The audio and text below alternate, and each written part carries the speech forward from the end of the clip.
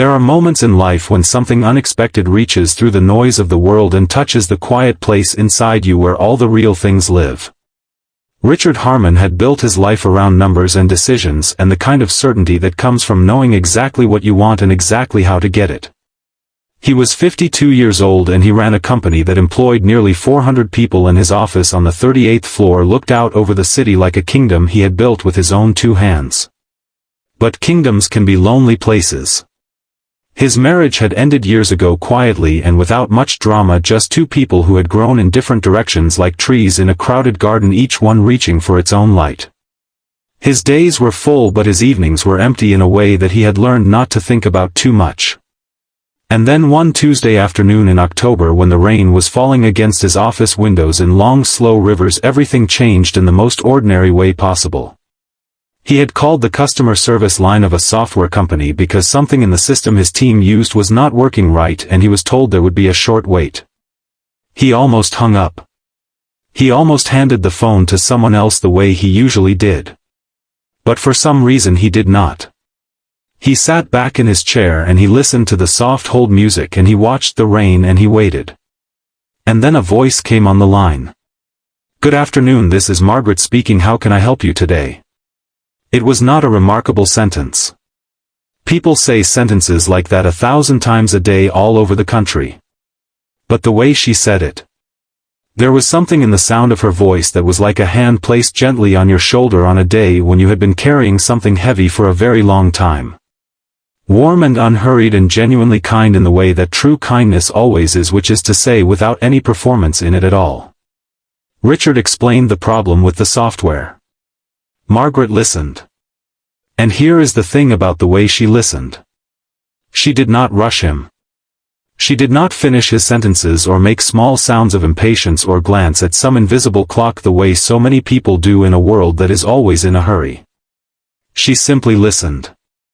And then she said, "I understand completely and we are going to get this sorted out for you." He believed her immediately. Not because of what she said but because of how she said it. With the quiet confidence of someone who has helped many people through many small difficulties and found genuine satisfaction in doing so. They worked through the problem together. It took about 40 minutes. And somewhere in the middle of those 40 minutes Richard realized that he had stopped thinking about the software entirely. He was just talking.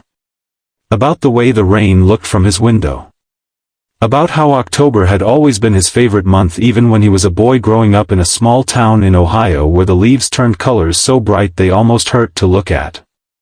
Margaret laughed softly at something he said, and it was the most natural sound he had heard in a long time. Before they finished she walked him through the solution step by step, slowly and clearly, making sure he understood each part, and when it was all working again she said with genuine warmth, "I am so glad we could get that taken care of for you." He thanked her. He hung up. He sat for a long moment looking at the rain. Then he picked up the phone and called back. He asked for Margaret. The person who answered said she had just finished for the day. He thanked them and sat with that feeling for a while, not quite knowing what to call it. The next morning he called again. On a different pretense this time, a small question about the account settings. And Margaret answered. She did not remember him, of course. She spoke with hundreds of people every week. But he remembered her, and when she heard his voice again she laughed a little and said, "Oh hello there, are you having more trouble with the software?" And just like that they were talking again. This went on for 3 weeks. Small calls, small reasons. And every time she answered she was exactly the same. Patient and warm and real in a way that he had forgotten people could be. She told him small things about her life without ever meaning to. That she had 2 grown daughters. That she had lived in the same town in Vermont for most of her life. That she made a very good apple pie every autumn from apples she picked herself at an orchard not far from her house. That she had been doing this work for 11 years and that she genuinely liked helping people solve problems because she believed that most people were doing their best and sometimes they just needed a little guidance. Richard listened to all of it.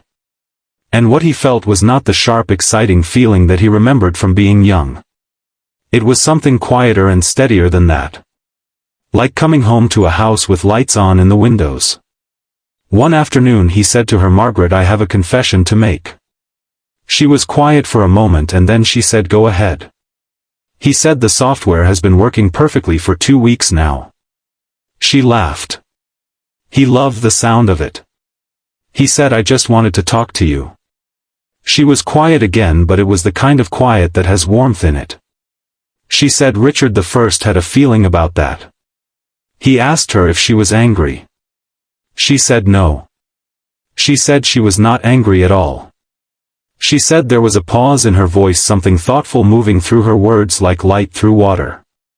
She said, "I think people get lonely in ways they do not always have words for, and I think sometimes kindness finds its way to you through unexpected doors, and maybe that is not such a strange thing." He asked if he could call her. Not the company line. Just her. There was a long pause. She said, "Let me think about that." He waited. The next day she called the company and left a message with his assistant. The message was just a phone number and the word yes. They talked on the phone for 6 more weeks before they met.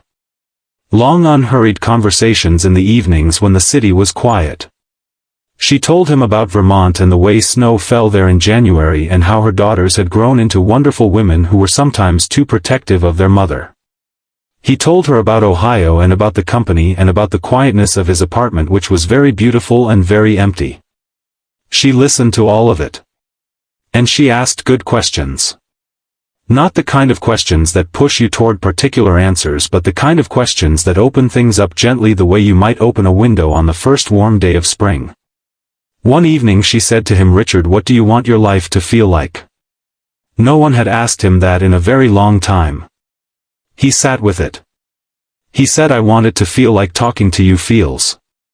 She was quiet. Then she said, "That is a very sweet thing to say."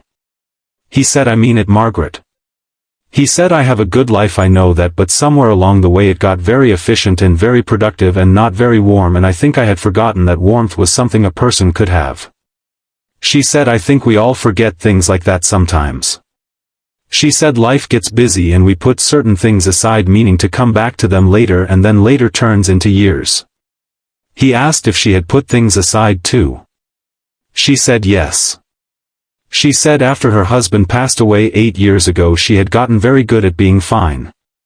She said her daughters said she was so strong, and she said, "Yes, yes, I am fine," and she believed it most of the time. But strong and fine are not the same as warm, she said. And she had missed being warm. They met on a Saturday in November. He drove to Vermont.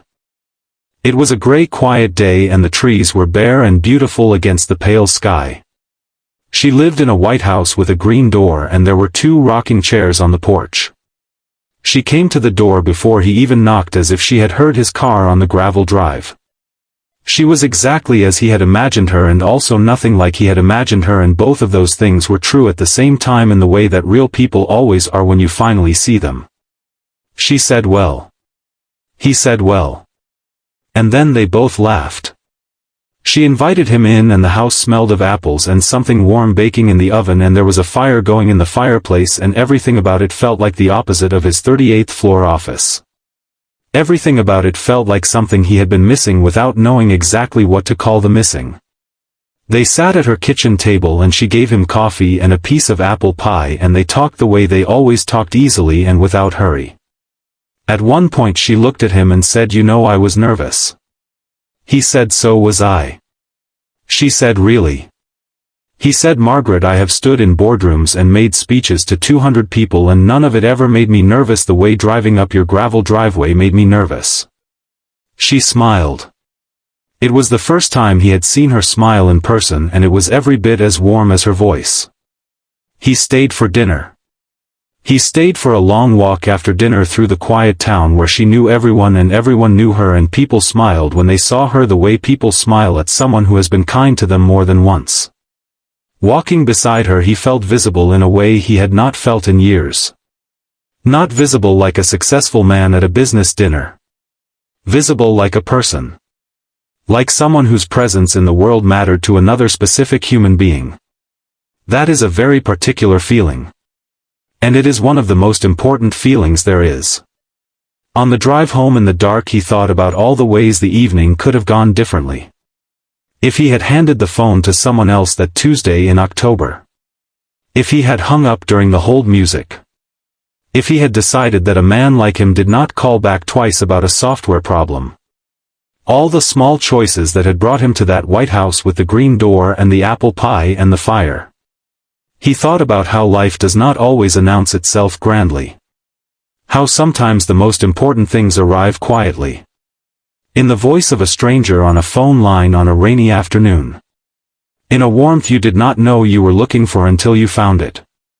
He thought about something Margaret had said to him once near the beginning of everything.